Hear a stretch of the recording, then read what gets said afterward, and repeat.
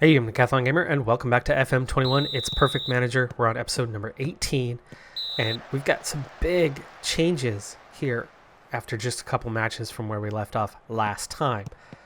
First change is we have a new assistant manager. Gareth Heath has taken over as assistant manager. We have a very limited staff because, well, money's tight, but our existing assistant manager left us to take over as head coach of a similar level club. The replacement, Gareth Heath, 7s across the board in his primary assistant manager role. The assessing ability, potential, and man management are 7s across the board. So still not good. But again, we're only in the 8th tier, and we lack club reputation still at this point. So 7s across the board really isn't that bad, all things considered. Now, I said there was 2 changes as Cotterill goes really close. That one maybe 8 inches over the bar. We have a new man, and that new man is Riley Lowe. Riley Lowe has joined the team. He made himself available to us, so I have a feeling that and he gets nailed for a penalty on a clear, simple, just step in and block the ball. I don't see what he does there wrong in any way, shape, or form. The guy takes a shot and he blocks it. He goes out for a corner kick, and that's all that should have come from that. So really unlucky for the new man in his debut. Let's see if he can make up for it here. Well, anyway, with this new player, Riley Lowe, who, nice one there, and he does make up for it. Noah Coppin, great through ball there. Coppin, really nice run, but great find there from our new guy playing high. I mean, he's not retreating back, and that's simple football right there. Coppin, no doubt about it, bottom corner, and it's 1-1. So he's already made up for the quote-unquote mistake, regardless of what it looked like. Maybe he caught the man. You never know with the 3D match engine in this game. Ooh, dangerous. We go unpunished, though, so luck out there. Well, anyway, Riley Lowe comes in as one of our 4 best players. Now, on paper, this is surprising news considering how dangerous our defense, how poor our defense was at the start of this season. But Davis, highest rated player. Golick, second highest rated player. Riley Lowe, 3rd highest rated player. Crawford, 4th highest rated player. Our back 4 are now our 4 highest rated players on the squad.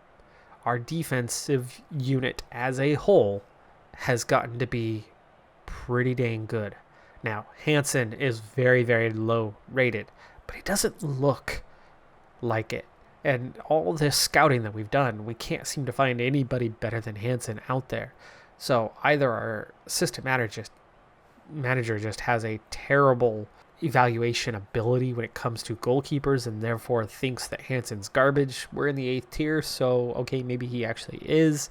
But comparatively to, say, Davis, Golick, Crawford, Riley Lowe, he's not necessarily significantly below their ability. Our assistant manager just might be below the ability to properly assess Hansen. And compared to everything we've been able to scout, Hansen's not great. And in fact, speaking of scouting, my scouts seem to think that Hansen might not be as bad comparatively. Here's what I'm saying on the matter before we get the... well, you know what? Let's just get the second half underway. We're 4 shots to 8. We are definitely struggling out there. Let's try to keep them motivated for the second half. All right, let's get things moving. Everybody's fit. No yellow cards. We're in good shape other than the penalty that we gave up. But the fact that we're in for a point right now is a good thing. Speaking of, 3 points and 1 point in our last 2 matches, a win and a draw. So that was 4 points over those last couple played. So we're still in form after really, really struggling early on in the year and still sit 13th place. And actually, I think just a single point behind 12th now. Well, anyway. According to my scouts, the best players available right now in our scouting network, offside, are two goalkeepers, a 70 and a 69 according to the scouts. Now, in comparison, which I now know like 95% about those two goalkeepers. Oof. Riley Lowe on a yellow card now. So after the quote-unquote penalty earlier, a little worrying that he's gotten himself into a little bit of trouble here in this first match. And tactically, he seems capable. Like, he knows what we're up to tactically, even though he's only been with the team a few days. So, Dymek, nice. Good save, though. Anyway, Hansen is slightly better than those two guys when you make direct comparisons. So, both of them would be a wonderful reserve and a big step up from Jamie Stairs, but in any other way, shape, or form, they're no better than Hansen. So if they're a 70 and 69 and the highest rated players around out there, and laggy there, but Coppin gets the goal, 9th of the season. The game as a whole has been laggy today. Not sure what's going on with that, but maybe has to do with me completely changing my setup. I don't know. Coppin, though, with the brace, and we lead. So we struggled through that first half, but second half, we've come out, and really things have kind of continued right on as they were. But we've got 4 shots on target, they've got 5, and we've got a keeper who's been able to make stops. Okay, Dymek is tired. Maybe it is time to get him out of there. I don't really have... Oh, there it goes here. 86th minute already. One flashes across. I'd really like to make some changes here. Some time wasting going massively. Let's no longer worry about working the ball into the box. Go ahead and play for set pieces. Be disciplined. And out of possession, let's get back.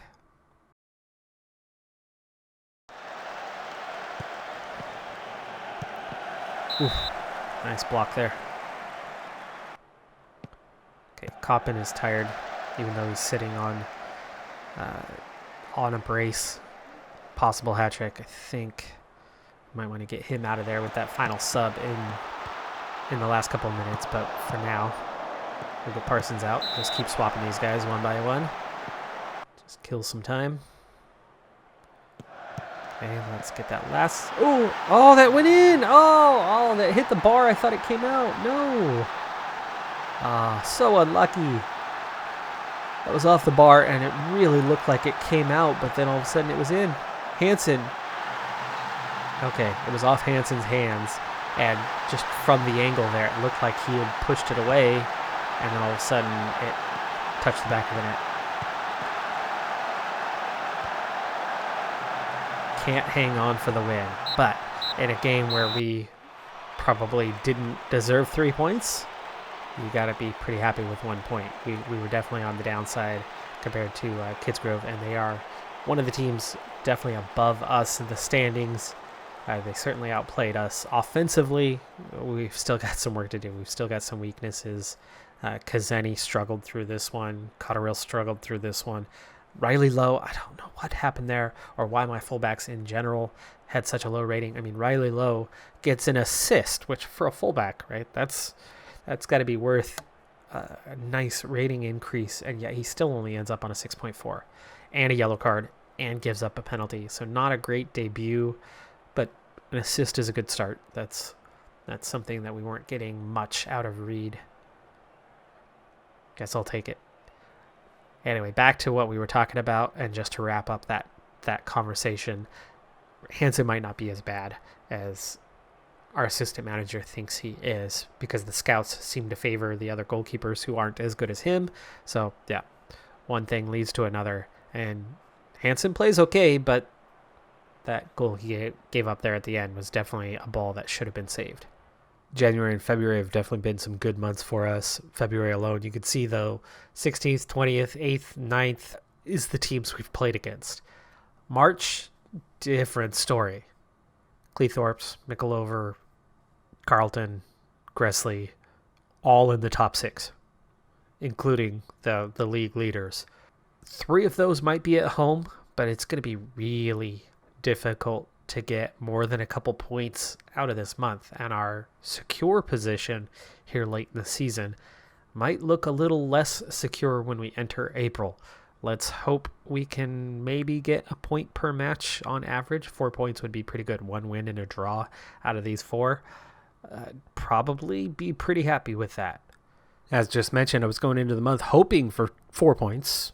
Certainly would settle for 2. Right now I'm in danger of 0. Through the first 2 matches, they're both losses. 3 home matches. We played well. I mean, we lost 3-2. We led 2-0. Assistant manager still opting for Nicholson. They always opt for Nicholson because on paper he's good because he has speed, but he has no skill. He just has really good speed, but he doesn't have anything to complement that speed. Every once in a while that can pay off, but he's a bit overrated as a player. He's a great option as a super sub late in a match where you have fatigue setting in, and then that speed can very well pay off. Well, anyway, Nicholson gets 1, Parsons gets 1, and then they fight back second half and just late steal all 3 points. Not a bad performance considering it was a top side. And then we go on the road to Mickleover, who was now second place in the league. And again, we take the lead. Dymek with the first goal of the opening. And you can see Nicholson, just how bad he struggled, 6.3 rating. They fight right back, draw level, and then again, second half, pull ahead, pull away. We have 2 matches left, but it's Carlton who lead the league. And then Gresley. I like our chances against Gresley a bit better as they're only 6th. Both of them are at home. And then we only have 2 road matches in April, 10th and 18th with Belper. Can we get really any points over this stretch? I mean, we had only lost 1 the previous 2 months. And yes, we had 3 draws in a row, but 2 of those were on the road. Those were against some decent sides. I mean, considering how poor things were early in the season and all those losses in a row and not having even a point over a 2-month stretch from October until the beginning of December, I've been so happy with where we're at. But this is such a difficult stretch for us. Can we get something going? Halfway through, let's see what happens after the second half. After decent performances but no points to speak of to start the month, we do salvage 2 draws against the league leaders, 0-0, where they dominated but could not score. So our defense again stepping up in a big way. And then again at home with a very, very quick start. Coppin scores a penalty in the 3rd minute. Dymek makes it 2 within 5 minutes. So a very quick start. Branker pulls one back before halftime. Musa pulls one back late to get a point, salvage a point for Gresley, stealing the win away from us. But considering the XG, they absolutely pummeled us.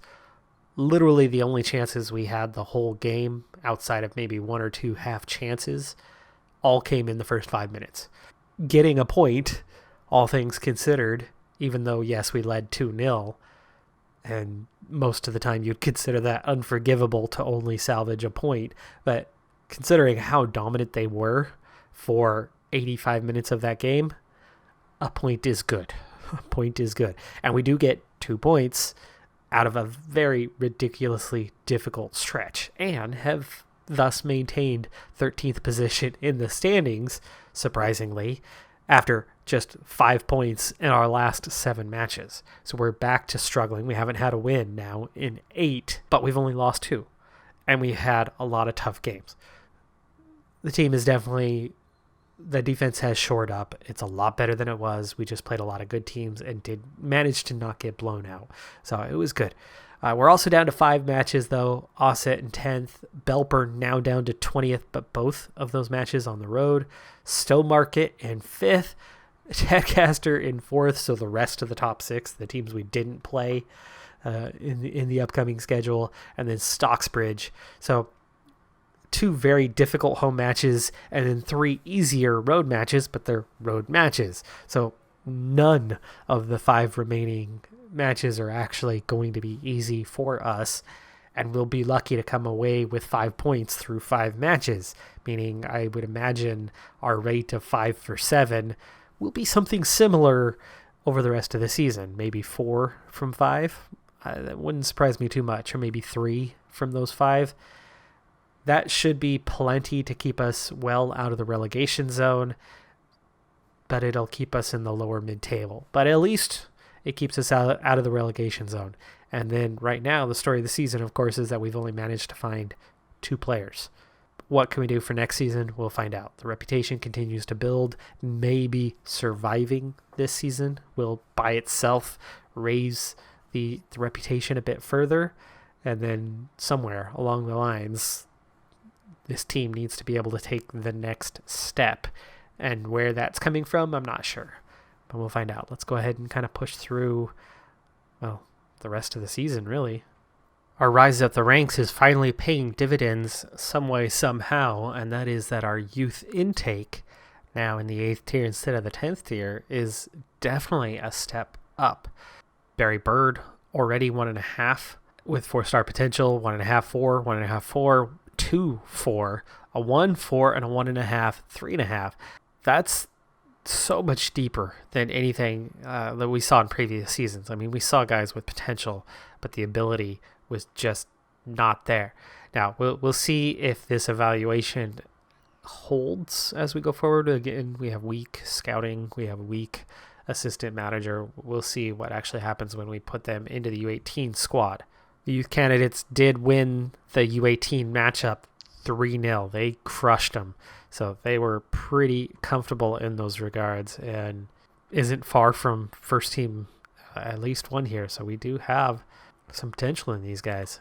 There's a sizable gap between this intake and what we have in the squad. I mean, you can see that there are some U18 players that are up there in terms of quality with the intake.